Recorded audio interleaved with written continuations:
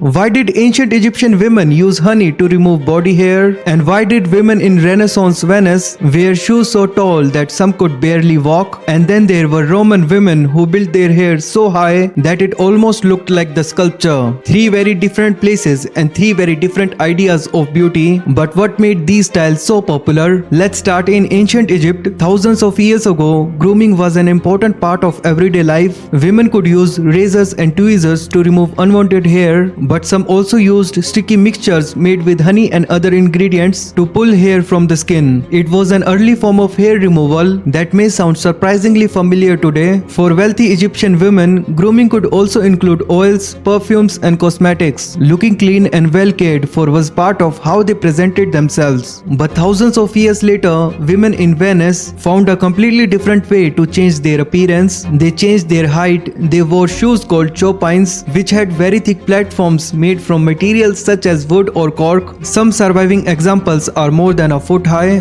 Venice had wet and muddy streets, so these raised shoes helped keep long dresses away from the ground, but they also became a fashion statement. The higher the shoes were, the taller the woman looked, and some were so high that walking in them was difficult. A woman could need help from another person just to keep her balance. Imagine wearing shoes so tall that you need someone to help you walk. But then look at what Roman women were doing. They weren't adding height to their feet, they were adding it to their heads. In the 1st century, wealthy Roman women became known for huge hairstyles made from layers of curls, braids, and added hair. One famous example is Julia Titi, the daughter of Emperor Titus. In her portraits, her hair rises high above her forehead and looks almost like a small sculpture. And that wasn't all her own hair. Roman women could use hair extensions, artificial hair, and wigs to build these enormous styles. They could also have a professional hairdresser called an ornatrix create the look. The hair was arranged, curls were built up, and pins helped hold everything in place, so a hairstyle that looked almost impossible was actually carefully planned. And that's what makes these three beauty trends so interesting. In Egypt, women removed unwanted hair. In Venice, women added height with enormous shoes. In Rome, women added huge amounts of hair to their heads. None of these women thought they were doing something strange. They were following what their society considered beautiful, and that's why looking at old beauty trends can be so surprising. The things people once did to look fashionable can seem completely bizarre to us today, but for the women who wore them, this wasn't strange at all.